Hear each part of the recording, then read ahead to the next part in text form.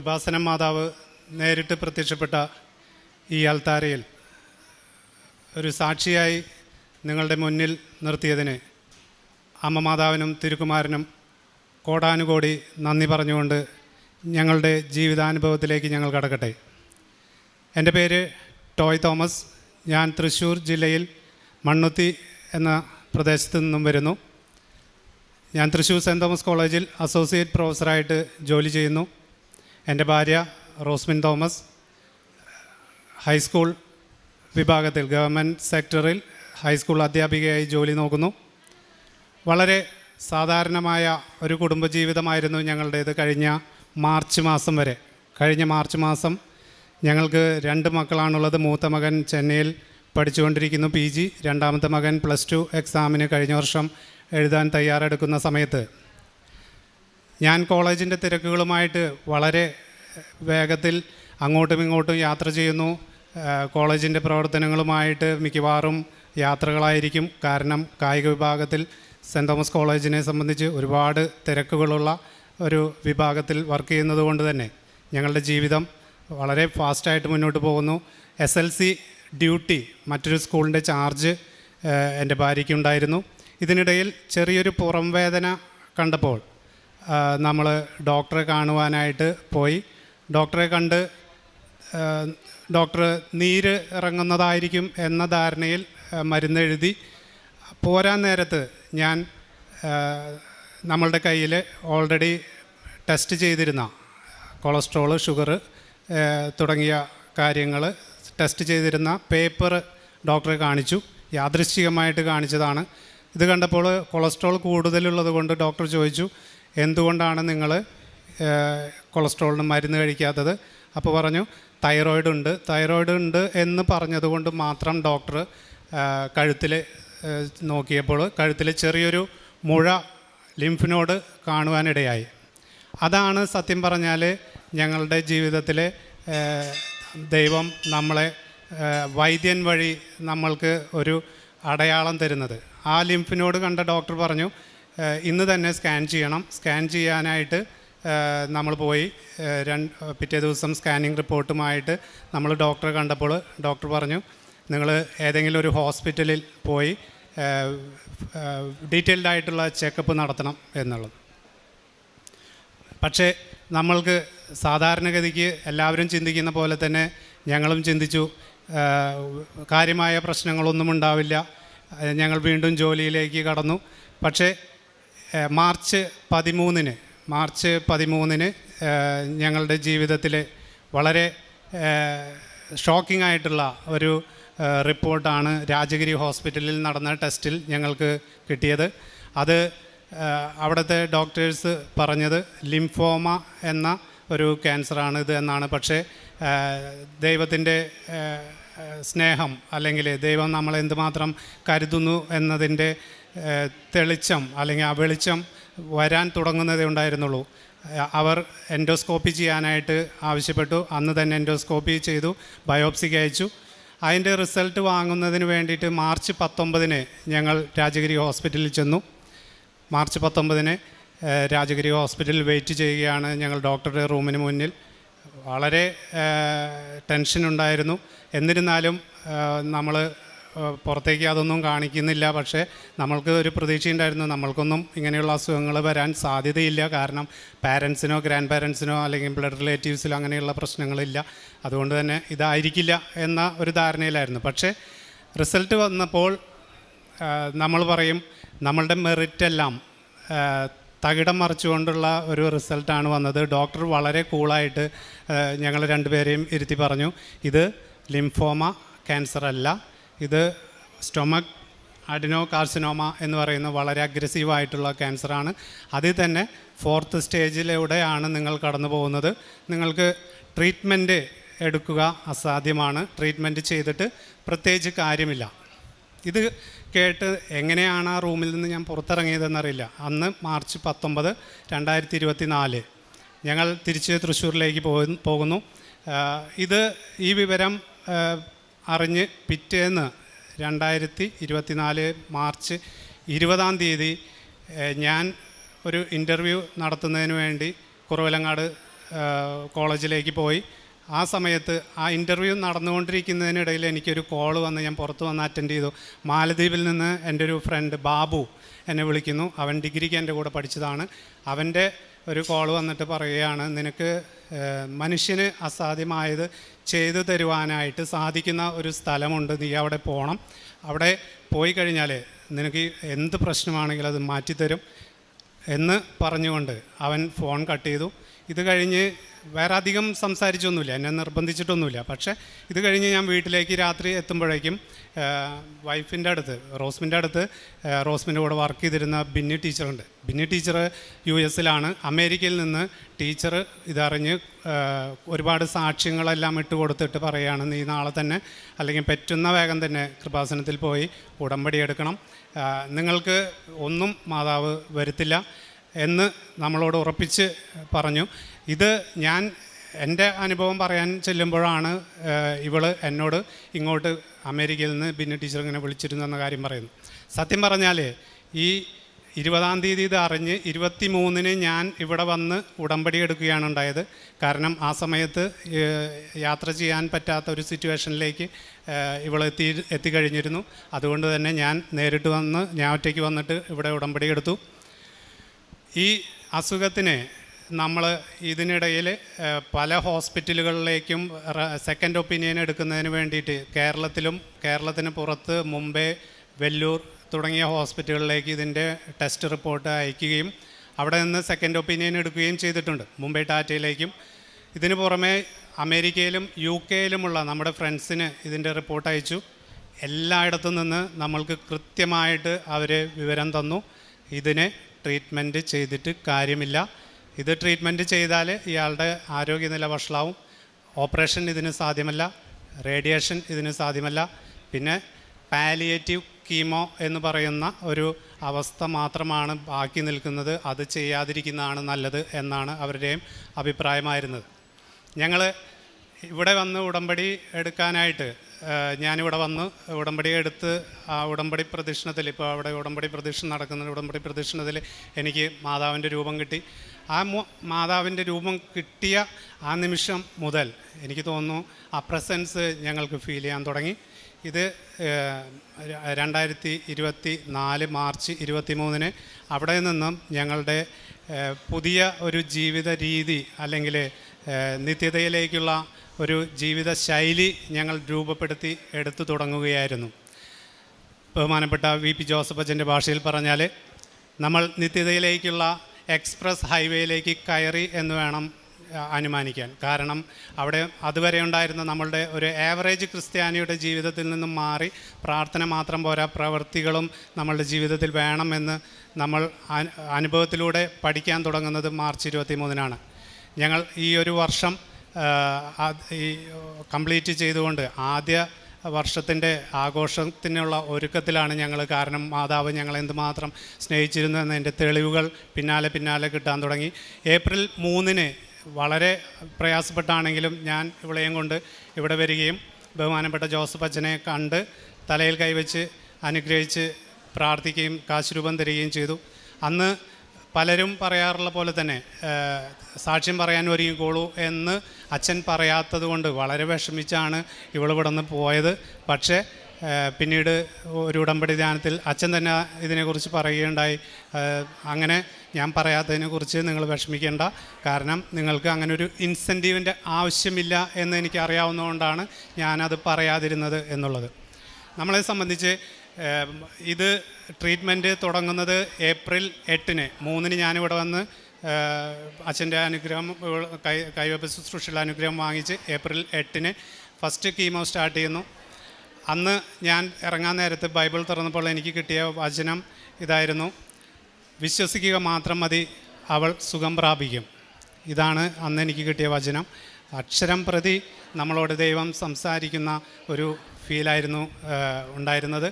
പിന്നീട് 3 കീമോ കഴിയുമ്പോഴേക്കും നമ്മളോട് ട്രീറ്റ്മെൻറ്റ് ചെയ്ത കാര്യമില്ല എന്ന് പറഞ്ഞ അതേ ഡിപ്പാർട്ട്മെൻറ്റിൽ നിന്ന് തന്നെ വളരെ ഇമ്പ്രൂവ്മെൻറ്റ് തോന്നുന്നു, നമുക്ക് സ്കാൻ ചെയ്ത് നോക്കാമെന്ന് പറയുകയും ആ സ്കാനിങ്ങിൻ്റെ റിസൾട്ട് പിറ്റേ ദിവസം വരുമ്പോൾ 99% അസുഖം മാറിയിരിക്കുന്നു. അത് നമ്മൾക്ക് ഈ പറയുന്ന ഉടമ്പടിക്ക് ശേഷം നടന്ന ഒരു കാര്യമെന്ന് പറയുന്നത്, ഉടമ്പടി എടുത്തതിൻ്റെ രണ്ടാമത്തെ ദിവസം, ഞാൻ പറയാൻ വിട്ടുപോയ ഒരു കാര്യമാണ്, ഉടമ്പടി എടുത്തതിൻ്റെ രണ്ടാമത്തെ ദിവസം ഇമ്മ്യൂണോതെറാപ്പി എന്ന് പറയുന്ന ഒരു ചികിത്സയ്ക്ക് ഇവളുടെ ബ്ലഡ് മാച്ച് ആകും എന്ന് പറഞ്ഞ് ഹോസ്പിറ്റലിൽ നിന്നൊരു കോൾ വന്നു. ആ ഇമ്മ്യൂണോതെറാപ്പി സാധാരണ ചിലപ്പോൾ നമ്മളുടെ ബ്ലഡുമായിട്ട് മാച്ച് ചെയ്യില്ലെങ്കിൽ ഇമ്മ്യൂണോതെറാപ്പിക്കും ചാൻസ് കുറവാണ്. അതുകൊണ്ട് ഇമ്മ്യൂണോതെറാപ്പി കിട്ടാനായിട്ട് ചാൻസ് ഉണ്ട് എന്നുള്ള വിവരം കൂടി നമ്മൾക്ക് അന്ന് കിട്ടിയിരുന്നു. ഈ 3 കീമോ കഴിയുമ്പോഴേക്കും ഇത്രയും അസുഖങ്ങൾ അല്ലെങ്കിൽ ഇത്ര സീരിയസ് ആയിട്ടുള്ള വൈദ്യശാസ്ത്രം കൈയൊഴിഞ്ഞ ഈ അസുഖം ഇത്രയും മാറ്റാനായിട്ട് ദേവമാതാവിന് സാധിക്കും എന്ന് ഞങ്ങൾക്ക് വളരെ അധികം അടിയുറച്ച വിശ്വാസമുണ്ടായിരുന്നു. ഉടമ്പടിയെടുത്ത അന്ന് മുതൽ എന്നും വിശുദ്ധ തൈലം, ഉടമ്പടി തൈലം എടുത്ത് 2 നേരവും വയറ്റിൽ കുരിശു വരച്ച് വിശ്വാസപ്രമാണം ചൊല്ലി ഞങ്ങൾ പ്രാർത്ഥിക്കുമായിരുന്നു. ഈ ഉടമ്പടി ഉപ്പ് ഭക്ഷണത്തിൽ ചേർത്ത് കഴിക്കുമായിരുന്നു. 6ാമത്തെ കീമോ കഴിഞ്ഞ സമയത്ത് വല്ലാതെ ഷിവറിങ്ങും, അവിടെ എല്ലാ നഴ്സുമാരും ഓടിക്കൂടി എന്താണ് ചെയ്യേണ്ടതെന്ന് അവർക്ക് അറിയാത്ത സമയത്ത് ഈ ഉടമ്പടി ഉപ്പ് വായിലിട്ട് 5 മിനിറ്റ് കഴിയുമ്പോഴേക്കും ഇവളുടെ ശാരീരിക നില നോർമൽ ലെവലിലേക്ക് മാറുന്ന ഒരു അത്ഭുത കാഴ്ചയും ഞങ്ങൾ കണ്ടു. ഇതിനുശേഷം 6ാമത്തെ കീമോ കഴിയുമ്പോൾ ഞങ്ങൾ ഈ കീമോ ചെയ്യുന്നു എന്ന് പറഞ്ഞാൽ ഡോക്ടേഴ്സും അല്ലെങ്കിൽ വൈദ്യശാസ്ത്രം, നമ്മൾ വിശ്വസിച്ചിരുന്ന വൈദ്യശാസ്ത്രത്തിൻ്റെ ആ മെറിറ്റെല്ലാം നമ്മളുടെ മുന്നിൽ ബിഗ് സീറോയാണ്. കാരണം ഞങ്ങളെ സംബന്ധിച്ച് ഞങ്ങൾ വിശ്വസിക്കുന്ന മാതാവ് ഇല്ലെങ്കിൽ ഞങ്ങളെ സംബന്ധിച്ച് ഇന്ന് ഞങ്ങൾ ഈ സ്റ്റേജിലെന്നല്ല ഈ ഭൂമിയിൽ ചിലപ്പോൾ ഞങ്ങളുണ്ടാവില്ലായിരുന്നു. അത് വളരെ ഉറപ്പോടുകൂടി ഞങ്ങൾക്ക് പറയാനായിട്ട് സാധിക്കും. ഈ 6ാമത്തെ കീമോയ്ക്ക് ശേഷം ഡോക്ടർ IV കീമോ നിർത്താം എന്ന് പറഞ്ഞപ്പോൾ ഞാൻ വീണ്ടും ജോസഫ് അച്ഛനെ കാണാനായിട്ട് ഇവിടെ വന്ന് ശ്രമിച്ചു. പക്ഷേ 90 ദിവസം ആവാത്തതുകൊണ്ട്, കൈവയ്പ് ശുശ്രൂഷ കഴിഞ്ഞ് 90 ദിവസം ആവാത്തതുകൊണ്ട് അന്ന് കാണാനായിട്ട് സാധിച്ചില്ല. ഞാൻ പ്രാർത്ഥിച്ച് തിരിച്ചുപോയി. പക്ഷേ മാതാവ് അപ്പോഴും നമ്മളെ അനുഗ്രഹിക്കുന്ന അടയാളങ്ങൾ, പ്രസൻസ് നമ്മൾക്ക് വീണ്ടും തരികയായിരുന്നു. ഓഗസ്റ്റ് 22-ന് ഞങ്ങൾ ആദ്യമായിട്ട് ഹോസ്പിറ്റലിലേക്ക് അല്ലാതെ പുറത്തിറങ്ങിയ, ഞങ്ങൾ ഈ ട്രീറ്റ്മെൻറ്റിന് തുടങ്ങിയിട്ട് ഹോസ്പിറ്റലിലേക്ക് അല്ലാതെ ഞങ്ങൾ പുറത്തിറങ്ങിയ ദിവസം ഓഗസ്റ്റ് 22-ന് ജൂതപ്പള്ളിയുടെ മുമ്പിൽ, ചേന്നമംഗലത്തുള്ള ജൂതപ്പള്ളിയുടെ മുമ്പിൽ ഞങ്ങൾ നിൽക്കുമ്പോൾ ഒരു കാറ് വന്ന് നിൽക്കുകയും ആ കാറ് ഗ്ലാസ് തുറന്ന് ഒരാൾ ചോദിക്കുകയാണ്, ജൂതപ്പള്ളി അടച്ചോ? ഏകദേശം ഒരു 5:30 മണിയായി കാണും. ഞാൻ നോക്കുമ്പോൾ ജോസഫ് അച്ഛനാണ്. ഞാൻ ഉടനെ ജോസഫ് അച്ഛനെ പോയി കണ്ടു. അച്ഛൻ തലയിൽ കൈവച്ച് അനുഗ്രഹിച്ച് പ്രാർത്ഥിച്ചു. മക്കളുമുണ്ടായിരുന്നു. വളരെ അധികം കോൺഫിഡൻസ്, അല്ലെങ്കിൽ നമുക്ക് മാതാവിൻ്റെ ഒരു സഞ്ചാരി മാതാവാണ് ഞാൻ എന്ന് നേരിട്ട് വന്ന് പറയുന്ന ഒരു ഫീലായിരുന്നു അത്. വളരെയധികം നമുക്ക് കോൺഫിഡൻസ് ബിൽഡ് ചെയ്ത അവസരങ്ങളായിരുന്നു ഇതിന് ശേഷം വളരെ നന്നായി തന്നെ ഉടമ്പടി വസ്തുക്കളും അതുപോലെ നേർച്ച വസ്തുക്കളും ഉപയോഗിച്ചുകൊണ്ട് ഞങ്ങളുടെ ഉടമ്പടി ജീവിതം മുന്നോട്ട് കൊണ്ടുപോയി. പ്രേക്ഷിത പ്രവർത്തനം വളരെയധികം ചെയ്യാറുണ്ട്.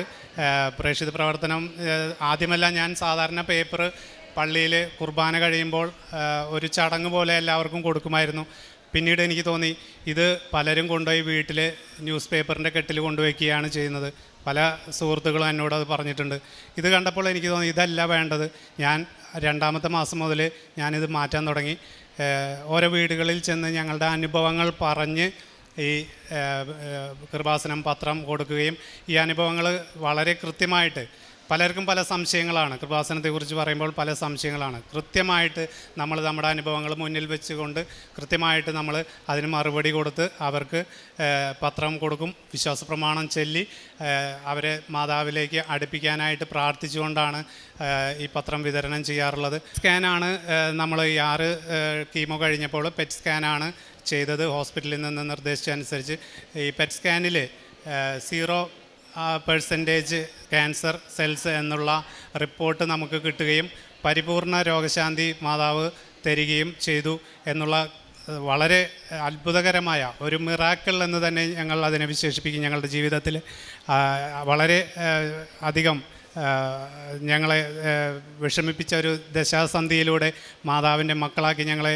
ഉയർത്തുകയും ഞങ്ങൾക്ക് ദൈവത്തിലേക്ക് അടുക്കാനുള്ള ഒരു അവസരമായി ഇതിനെ മാറ്റുകയും ചെയ്ത അമ്മ മാതാവിനെ കോടാനുകോടി നന്ദി അർപ്പിച്ചുകൊണ്ട് പരിശുദ്ധ അമ്മയുടെ പ്രത്യക്ഷീകരണത്തിൻ്റെ സാക്ഷിയായി എന്നെ ഉയർത്തിയതിനും ഈ തിരുസന്നിധിയിൽ സാക്ഷ്യം പറയാനുള്ള കൃപ നൽകിയതിനും അമ്മയ്ക്കും തിരുക്കുമാരനും കോടാനുകോടി നന്ദി. വളരെ തിരക്ക് പിടിച്ച ജീവിതത്തിനിടയിലാണ് ഈ പുറം വേദനയും അതുപോലെ തന്നെ കുറേ ചെക്കപ്പുകൾ കഴിഞ്ഞ് അത് ഒന്നും പോസിബിൾ അല്ലാത്ത ഒരു അഡിനോ കാസിനോമ ഫൈനൽ സ്റ്റേജ് എന്നുള്ള ഒരു വെർഡിക്റ്റ് കിട്ടുന്നത്. അപ്പോൾ ഞാൻ ആദ്യം വിചാരിച്ചത് എനിക്ക് ദൈവം ഇത്ര ആയുസ്സാണ് തന്നിട്ടുള്ളൂ, അപ്പോൾ അതിനനുസരിച്ച് മുന്നോട്ട് പോകാം. പക്ഷേ ആ റിസൾട്ട് കിട്ടിയതിൻ്റെ പിറ്റേ ദിവസം ഇതുപോലെ 2 പേര്, എൻ്റെ കൊളീഗായിരുന്ന ബിന്നി ടീച്ചറും പിന്നെ ഹസ്ബൻഡിൻ്റെ ഫ്രണ്ടും വിളിച്ച് പറഞ്ഞു, നിങ്ങൾ നിരാശപ്പെടേണ്ട, നിങ്ങളുടെ കൂടെയുണ്ട് പരിശുദ്ധ മാതാവേ, സഞ്ചാരി മാതാവേ, കൂടെ ഉണ്ടാവണമേ, കൃപാസനത്തിൽ ചെന്ന് പ്രാർത്ഥിക്കുക. ബിന്നി ടീച്ചർ പറഞ്ഞു, ഞാൻ കുറച്ച് ദിവസത്തിൻ്റെ ഉള്ളിൽ വരും, നിനക്ക് പോകാൻ പറ്റില്ലെങ്കിൽ ഞാൻ തന്നെ കൊണ്ടുപോകാം, അങ്ങനെ പറഞ്ഞു. അപ്പോഴാണ് ഉള്ളിൽ നമുക്കൊരു ഇതിൽ നിന്ന് രക്ഷപ്പെടാൻ ഉള്ള ഒരു സാധ്യതയുണ്ടെന്നുള്ളത് മനസ്സിലായി തുടങ്ങിയത്. ഇങ്ങനെ കുറേ അതിനു മുമ്പ് അച്ഛൻ വന്ന് അച്ഛൻ്റെ കൈവയ്പ്പ് പ്രാർത്ഥന കഴിഞ്ഞ് സാക്ഷ്യം പറയാനായിട്ട് പറയാതിരുന്നപ്പോൾ എനിക്ക് വളരെയധികം വിഷമമായി. പക്ഷേ ട്രീറ്റ്മെൻറ്റ് തുടങ്ങി. ആദ്യത്തെ കീമോ കഴിഞ്ഞ് 1-2 ദിവസം കഴിഞ്ഞപ്പോൾ തന്നെ എനിക്ക് അത്ഭുതകരമായ മാറ്റങ്ങളാണ് ഉണ്ടായത്. എനിക്ക് ഒരു സൈഡ് വെച്ചിട്ട് അധികം നേരം കിടക്കാൻ പോലും പറ്റില്ലായിരുന്നു. പക്ഷേ പിന്നെ എനിക്ക് യാതൊരു ആരോഗ്യ പ്രശ്നങ്ങളും ഉണ്ടായില്ല. ഒരു ഫുഡ് കഴിക്കും, കീമോ എടുത്ത ദിവസങ്ങളിൽ ഫുഡ് കഴിക്കാനായിട്ട് ഒരു ബുദ്ധിമുട്ടുണ്ടാവും. അതല്ലാതെ വേറൊരു തരത്തിലും എല്ലാവരും പറയുന്ന പോലെ യാതൊരു പ്രശ്നങ്ങളോ എനിക്ക് ക്യാൻസർ ആണെന്നോ ഒന്നും എനിക്ക് തോന്നിയിട്ടില്ല. എനിക്ക് വളരെ ഞാൻ ചോദിച്ചു, എന്താ എൻ്റെ മുടിയൊന്നും കൊഴിയാത്തത്? അതും ഒന്നും ഒരു കാര്യവും സംഭവിച്ചിട്ടില്ല. എല്ലാവരും എന്നെ വളരെ സിമ്പതിയോടുകൂടി നോക്കുമ്പോഴും എനിക്ക് മാതാവ് എൻ്റെ കൂടെ തന്നെയുണ്ടെന്നുള്ള ഒരു ആത്മവിശ്വാസം, ഉത്തമ ബോധ്യമുണ്ടായിരുന്നു. അത് ഒക്ടോബർ 22 ധ്യാനത്തിൽ അച്ഛൻ ഉടമ്പടി ധ്യാനത്തിൽ ബഹുമാനപ്പെട്ട ജോസഫ് അച്ഛൻ പറഞ്ഞു, ഈ പ്രാവശ്യം കുറച്ച് പേര് മഴവില്ല് കാണും മാതാവിൻ്റെ സംരക്ഷണത്തിൻ്റെ പ്രതീകമായി. അപ്പോൾ എനിക്ക് ചെറിയൊരു ചെസ്റ്റ് ഇൻഫെക്ഷൻ ഉണ്ടായിരുന്നു. അതിൻ്റെ 22 കഴിഞ്ഞ് ഒക്ടോബർ 24 എനിക്കത് പനി, ചെറിയ ശ്വാസം തടസ്സമുള്ളതുപോലെയൊക്കെ തോന്നി. ഉടനെ ഹോസ്പിറ്റലിലേക്ക് ഓടി. അപ്പോൾ അവിടെ ചെന്നപ്പോൾ അവിടെ നിന്ന് പറഞ്ഞത്, ഇത് കീമോ ടാബ്ലറ്റ് കഴിക്കുന്നുണ്ട്, അത് കാരണം പെട്ടെന്നൊന്നും കുറയില്ല, നിങ്ങൾ രാത്രി കൂടുകയാണെങ്കിൽ രാത്രി തന്നെ വന്ന് എമർജൻസി ആയിട്ട് കാഷ്വാലിറ്റിയിൽ അഡ്മിറ്റ് ആവണം. പക്ഷേ എനിക്ക് ഉള്ളിൽ എൻ്റെ മാതാവ് എൻ്റെ കൂടെ തന്നെ നടക്കുന്ന എന്നുള്ള ഉത്തമ ബോധ്യം, എനിക്കൊന്നും വരില്ല എന്നുള്ള നല്ല ബോധ്യം ഉണ്ടായിരുന്നു. അന്ന് ഞങ്ങൾ തിരിച്ച് വന്നുകൊണ്ടിരിക്കുമ്പോൾ പെട്ടെന്ന് നോക്കുമ്പോൾ മഴവില്ല്, അങ്കമാലി ആ സൈഡിലെത്തിയപ്പോൾ മഴവില്ല്. അപ്പോൾ ഞാൻ വേഗം ഹസ്ബൻഡിനോട് പറഞ്ഞു, ഈ മഴവില്ല് മാതാവ് അച്ഛൻ്റെ ധ്യാനത്തിൽ പറഞ്ഞിട്ടുണ്ടല്ലോ, മഴവില്ല് മാതാവ് ഇതേ നമ്മുടെ കൂടെ, നമ്മൾ ഒന്നും പറ്റില്ല, എനിക്കൊന്നും സംഭവിക്കില്ല. അപ്പോൾ ഞങ്ങൾ വണ്ടി പാർക്ക് ചെയ്യാനായിട്ട് സ്ഥലം കിട്ടിയില്ല. സൈഡിൽ ഒതുക്കി അതിൻ്റെ ഫോട്ടോ എടുക്കാനൊക്കെ ശ്രമിച്ചു.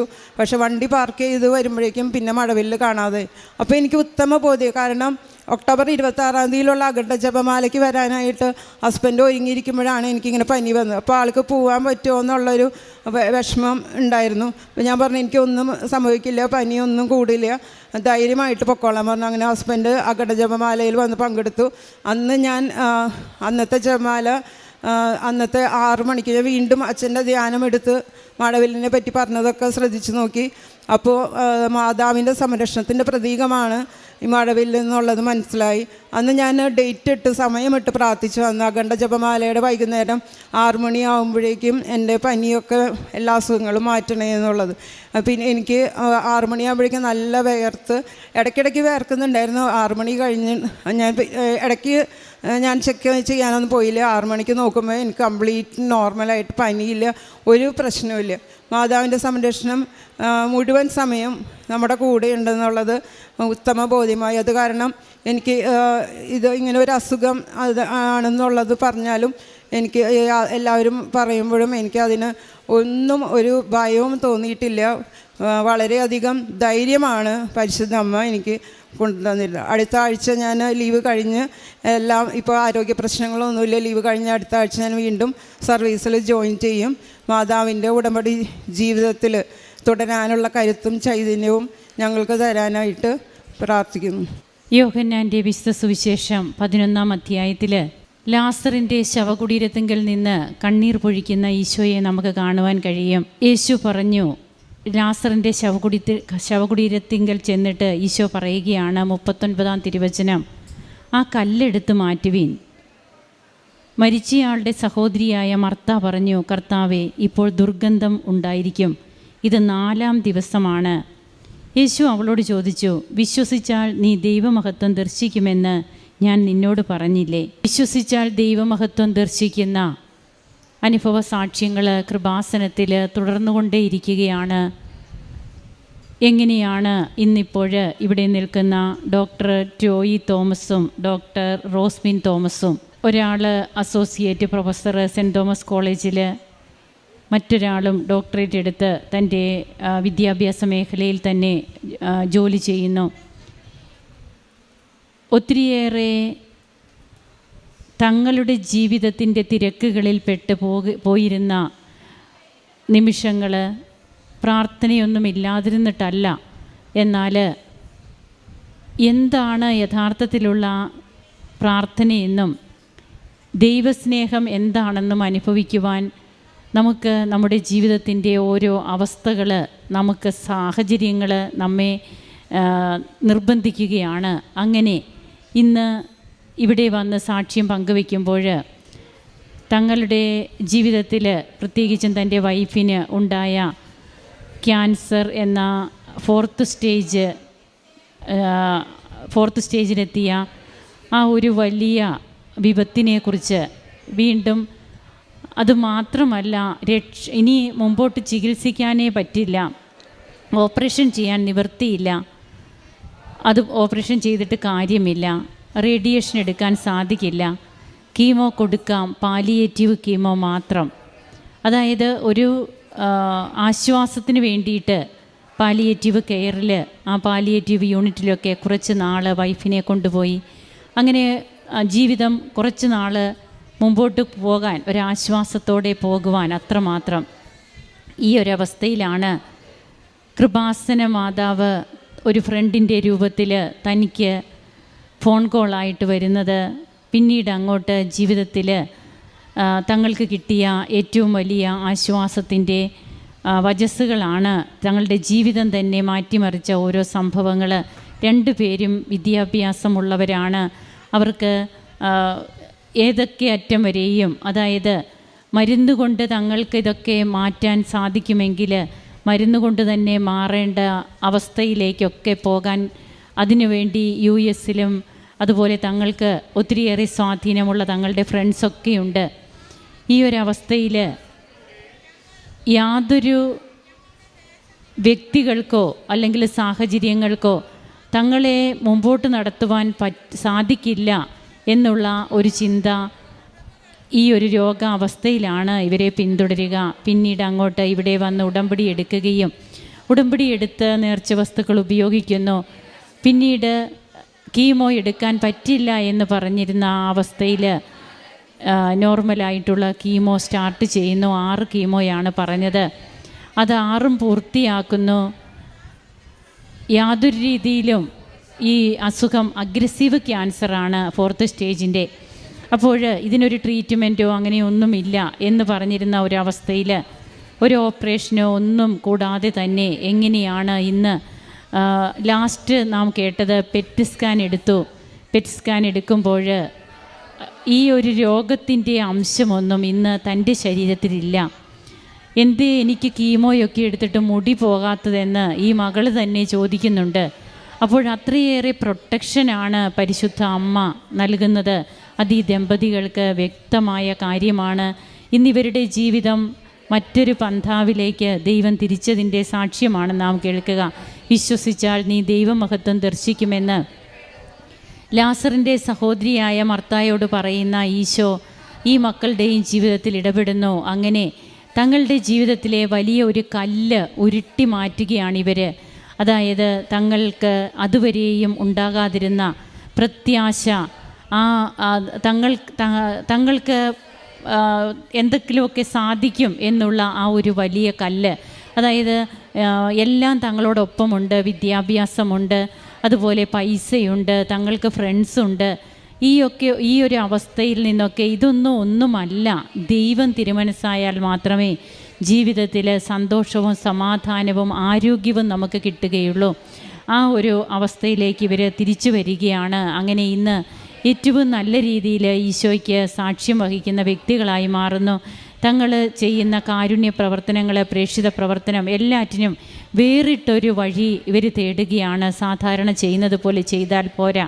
ബഹുമാനപ്പെട്ട VP ജോസഫ് അച്ഛനെ വന്ന് കാണുന്നുണ്ട്. അച്ഛൻ്റെ കൈവയ്പ് ശുശ്രൂഷ ലഭിക്കുന്നു.